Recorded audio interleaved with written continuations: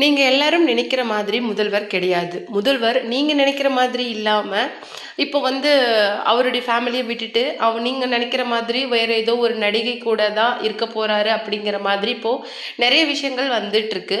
இதெல்லாம் பார்க்கும்போது ஒரு விஷயம் எனக்கு என்ன தோணுது அப்படின்னு சொல்லிட்டு பார்த்தீங்கன்னா, எல்லாருமே நம்ம மனுஷங்க தான். யாராலையுமே அந்த மனைவியோட அன்பு, அந்த குழந்தைகளோட இருந்த அந்த சூழல், அந்த ஃபேமிலி டைம் அப்படிங்கிறத லைஃப்ல மறந்துட்டு வாழவே முடியாது.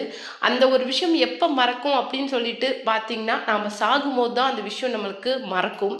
அதை விட்டுட்டு இந்த உலகத்துல நாம இருக்கிற வரைக்குமே முதல் கல்யாணமா இருக்கட்டும், மனைவி, குழந்தைகள், முதல் குழந்தை அப்படின்னு சொல்லிட்டு ஃபர்ஸ்ட் ஆனிவர்சரி, ஃபர்ஸ்ட் பர்த்டே, ஒய்ஃபோட பர்த்டே, இந்த எல்லா விஷயங்களும் நமக்கு மறக்கவே மறக்காது. லைஃப் ஏதாவது ஒரு இடத்துல நமக்கு மறுபடியும் மறுபடியும் அந்த விஷயத்த ஞாபகப்படுத்த ட்ரை பண்ணிக்கிட்டே தான் இருக்கும்.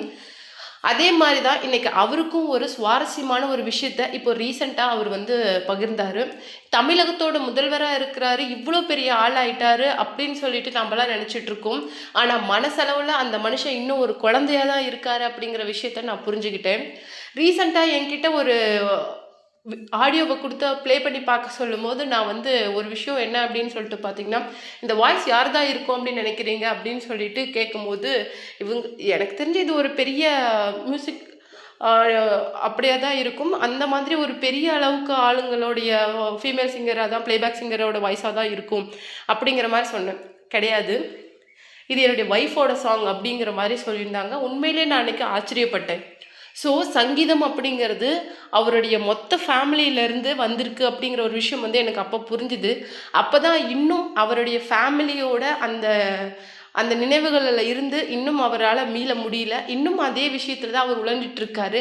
ஆனால் அப்பேற்பட்ட மனுஷனை பற்றி இன்னைக்கு சமூக வலைதளங்களில் எந்த அளவுக்கு விமர்சனங்கள், கருத்துக்கள் தவறாக பேசப்பட்டு இன்னைக்கு ஃபேமிலியை மறந்துட்டாரு, இன்னைக்கு தமிழகத்தோட முதல்வர் ஆயிட்டாரு, இன்னைக்கு இருக்கிற இளைஞர்களுக்கெல்லாம் அவர் ஒரு முன்னுதாரணமாக இருக்கணும், தேவையில்லாமல் அவர் இந்த மாதிரி நடிகை கூட எல்லாம் இருக்காரு அப்படிங்கிற மாதிரி நிறைய விமர்சனங்கள் வரதை பார்த்து முதல்ல வருத்தப்பட்ட ஆள் நான் தான் அப்படின்னு சொல்லிட்டு விஜய் கூட நெருக்கமாக இருந்த ஒருவர் அவருடைய பற்றின சில விஷயங்களை பகிர்ந்திருக்கிறாரு. அதை தான் இந்த வீடியோவில் நம்ம டீட்டெயிலாக பார்க்க போகிறோம்.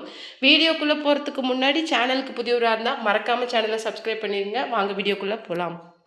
முதல்வர் விஜய் மற்றும் அவருடைய மனைவியான சங்கீதா விஜய் விவாகரத்து தாக்கல் பண்ண ஒரு விஷயம் எல்லாருக்குமே ஒரு மிகப்பெரிய அதிர்ச்சியை ஏற்படுத்துதுன்னு தான் சொல்லணும். ஏன்னா இன்னைக்கு இந்த திரையுலகம் கிட்டத்தட்ட ஆயிரக்கணக்கான விவாகரத்தை பார்த்துருக்கு. நடிகர், நடிகை, உச்சபட்ச குடும்பத்தோட விவாகரத்து, உச்சபட்ச நடிகர் அப்படின்னு சொல்லிட்டு, பழமையான குடும்பம் அப்படின்னு சொல்லிட்டு, ஹெரிட்டேஜ் ஃபேமிலி அப்படின்னு சொல்லிட்டு நிறைய விவாகரத்தை இன்னைக்கு இந்த திரையுலகம் பார்த்துருக்குது. ஆனாலும் எல்லாத்தாலையும் ஒரு சகிச்சிக்க முடியாத ஒரு விஷயம் என்ன அப்படின்னு, இதை கடந்து போக முடியல அப்படிங்கிற மாதிரி ஒரு விஷயம் என்ன அப்படின்னு சொல்லிட்டு பார்த்தீங்கன்னா, அது முதல்வர் விஜய் அவருடைய மனைவியோட விவாகரத்து தான். ஏன்னா விவாகரத்து அவங்க தாக்கல் செய்யும் போது மென்ஷன் பண்ண அந்த விஷயம் விஜயோட ஃபேன்ஸ்க்கு எந்த அளவுக்கு ஹர்ட்டிங்காக இருக்கும் அப்படிங்கிறது, உண்மையான ஒரு விஜய் ஃபேனாக இருந்தால் மட்டும்தான் அந்த விஷயத்தை ஃபீல் பண்ண முடியும். ஏன்னா ஒரு நடிகை கூட திருமணத்தை மீறிய ஒரு உறவுல கிட்டத்தட்ட 3-4 வருடங்களாக இருக்காரு. அவர் என் கூட எந்த விதமான ஃபிசிக்கல் ரிலேஷன்ஷிப்லையும் கிடையாது, என் கூட ஈவன் பேசுறது கூட கிடையாது, ஒரே வீட்டில் நாங்கள் 2 பேரும் தனித்தனியாக தான் வாழ்கிறோம் அப்படிங்கிற மாதிரி கிட்டத்தட்ட மென்ஷன் பண்ண அந்த பாயிண்ட்ஸ் எல்லாத்துக்குமே ரொம்பவும் ஹர்ட்டிங் ஆஸ் வெல் அஸ் அது ரொம்பவும் அதிர்ச்சியாக இருந்தது. அந்த தாண்டனத்துக்கு அப்புறமேல் இப்போ ரீசெண்டாக ஒரு ட்ரெண்ட் ஆகிட்டு இருக்க ஒரு விஷயம் என்ன அப்படின்னு சொல்லிட்டு பார்த்தீங்கன்னா, முதல்வர் விஜய் நல்லா பாடுவார் அப்படின்னு சொல்லிட்டு எல்லாருக்குமே தெரியும். ஏன்னா ஆரம்பத்திலேருந்து அவர் வாய்ஸில் பாடின நிறைய பாடல்கள் படத்தில் ஹிட் ஆயிருக்கு அப்படின்னே சொல்லலாம். அந்த வகையில் அவங்களுடைய அம்மா ஃபேமஸான ஒரு பிளேபேக் சிங்கர் அப்படிங்கிறது பலருக்கும் தெரியாது. அந்த குரல் வளம் அப்படிங்கிறது ஏ மூலமாக தான் விஜய்க்கு கண்டிப்பாக வந்திருக்கும் அப்படிங்கிறத நிறைய இன்டர்வியூவில் சோபா சந்திரசேகர் மெயின்டைன் பண்ணியிருக்காங்க. அவங்க சொன்ன இன்னொரு விஷயம் என்ன அப்படின்னு சொல்லிட்டு பார்த்தீங்கன்னா, விஜய் நல்லா பாடுவான், அதை விட சங்கீதா நல்லா பாடுவாங்க அப்படிங்கிற ஒரு விஷயத்தையும் ஒரு இன்டர்வியூவில் அவங்களே சொல்லியிருக்கிறாங்க. சங்கீதாவுக்கு நல்லா பாட இது வரையும், ஆனால் அவங்க எந்த நிறைய டைம் விஜயை வற்புறுத்திருக்காங்க இந்த பாட சொல்லி. ஆனால் அவர் வீட்டில் பாடுறதோட சரி, ஆனால் முக்கியமாக நிறைய டிவோஷனல் சாங்ஸ் அவங்க பாடுவாங்க, அது அவங்களுக்கு ரொம்ப பிடிக்கும் அப்படிங்கிற மாதிரி சொல்லியிருக்காங்க. அவங்க வாய்ஸில் கேட்கறதுக்கு எங்களுக்கு ரொம்ப pleasant as well as goose bump வர அளவுக்கு சங்கீதாவோட வாய்ஸ் இருக்கும். அவங்க பேசும்போது எப்படி ஒரு ஃப்ளார் பிளாசம் ஆகிற அளவுக்கு பேசுவாங்களோ அதை விட சாஃப்ட் அண்டு மைல்டாக இருக்கும் அவங்களுடைய பாட்டு கேட்கும்போது, பாடும்போது. சங்கீதா வந்து ரொம்ப வந்து ஒரு காமான, சைலண்டான பெர்சன் அப்படிங்கிறது எல்லாருக்குமே தெரியும். அதே சைலண்ட், அந்த பீஸ், காம் அப்படிங்கிறது அவங்களுடைய பாடல்கள்லயும் வெளிப்படும் அப்படிங்கிறது எங்களுக்கு தெரிஞ்சதுக்கப்புறம் எங்களுக்கு அது அவ்ளோ சூப்பர்பா இருந்தது. எங்க ஃபேமிலில கிட்டத்தட்ட நாங்க 3 பேருமே ரொம்ப சூப்பரா பாடுவோம் அப்படிங்கிற விஷயத்த வந்து ஷோபா சந்திரசேகர் ஆல்ரெடி சொல்லியிருக்காங்க. ஒரு நாள் வந்து விஜய் வந்து என்ன பண்ணியிருக்காரு, ஒரு ஃபோன்ல இருக்கிற ஆடியோவ தன்னுடைய ஃப்ரெண்டு கிட்ட ப்ளே பண்ணி, "இது வாய்ஸ் எப்படி இருக்கு?" அப்படிங்கிற மாரி கேட்டிருக்காங்க. அதுக்கு வந்து கேட்டுட்டு ரொம்ப சூப்பரா இருக்குது. எந்த ஃபீமேல் சிங்கரோட வாய்ஸ் இது அப்படிங்கிற மாரி கேட்கும்போது, இது என்னுடைய ஒய்ஃப் சங்கீதாவோட வாய்ஸ் அப்படிங்கிற மாரி சொல்லும்போது, எங்களுக்கெல்லாம் ரொம்பவும் ஷாக் ஆயிடுச்சு அப்படின்னு சொல்லிட்டு அந்த நபர் வந்து வெளியிட்டிருக்காரு. ஏன்னா, இந்த அளவுக்கு ஒரு திறமை அப்படிங்கிறத நாங்க வந்து எக்ஸ்பெக்ட் பண்ணவே கிடையாது. ஆனா, அது மட்டும் இல்லாம அந்த பாடல வந்து அவரு தன்னுடைய வைஃப் பாடுனாங்க அப்படின்னு காட்டும்போது, அவருடைய முகத்துல இருந்த அந்த சந்தோஷம், அந்த கியூரியாசிட்டி அதெல்லாம் பார்க்கும்போது எங்களுக்கு ரொம்பவும் சந்தோஷமா இருக்குது. அப்பேற்பட்ட நபர் தன்னுடைய மனைவிய விவாகரத்து பண்ணுவாரு அப்படிங்கிறதெல்லாம் எனக்கு தெரிஞ்சு ஒரு பெரிய கேள்விக்குறி தான். எங்கேயோ ஏதோ ஒரு தப்பு நடந்திருக்கு. Maybe some mislead and misunderstanding இருக்கலாம் அப்படிங்கிற மாதிரி தான் எனக்கு தெரியுது. ஏன்னா, தன்னுடைய மனைவிய பத்தி ஷூட்டிங்ல கூட நெனச்சிட்டு இருக்கிற ஒரு நபரால எப்படி அவங்கள விவாகரத்து அப்படிங்கிற அந்த பெரிய வார்த்தைக்கு கொண்டுட்டு போக முடியும் அப்படிங்கிறது எனக்கு தெரியல. அது மட்டும் இல்லாம விஜய் சார் சொன்னது என்ன அப்படின்னு சொல்லிட்டு பார்த்தீங்கன்னா, என் பையன் வந்து என்னுடைய அந்த ஐகானிக் டயலாக்ஸ் எல்லாமே பேசி காட்டுவான். அவன் பேசும்போது எனக்கே வந்து ஷேமா இருக்கும். ஏன்னா, என்ன விட சூப்பரா பேசுவான்.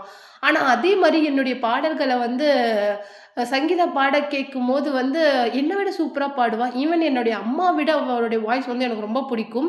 ஆனா, நான் அவள வந்து அவளுக்கா ஒரு மூட் வந்தா மட்டும் தான் பாடுவா. ஃபோர்ஸ் பண்ணா பாட மாட்டா.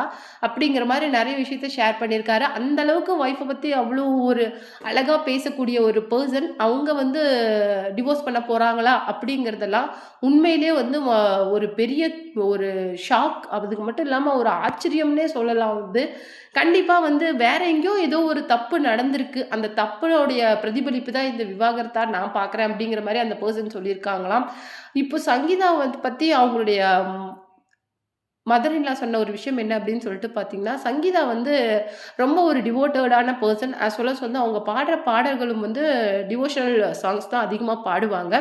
ஆனா, அவங்க பாடும்போது வந்து அவங்களுக்கு வந்து இந்த மாதிரி பூஜை பண்றதெல்லாம் ரொம்ப பிடிக்கும். அவங்க வந்து அந்த பாடலெல்லாம் பாடும்போது, அ அந்த பாடல பாடம்போது அவங்களுக்கு ஒரு அந்த மைல்டான அந்த ஒரு பீஸ் கிடைக்கும். அது ரொம்ப சூப்பர்பா இருக்கு அப்படிங்கிற மாரி சொல்லுவா. சங்கீதா பாடும்போது ரொம்பவும் ஆழ்ந்து கவனிக்கிற ஒரு பெர்சன் யாரு அப்படின்னு சொல்லிட்டு பார்த்தீங்கன்னா, அது விஜய் தான். விஜய்க்கு ரொம்பவே பிடிக்கும் சங்கீதாவோட வாய்ஸ்.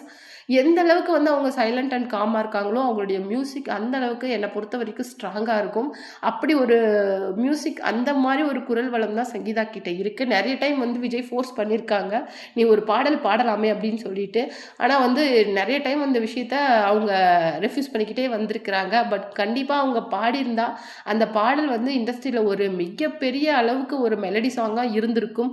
அப்படிங்கிற மாரி தன்னுடைய அந்த டாட்டர் இன் லாவ பத்தி ஒரு விஷயத்தையும் ஆல்ரெடி ஷேர் பண்ணியிருந்தாங்க ஷோபா சந்திரசேகர்.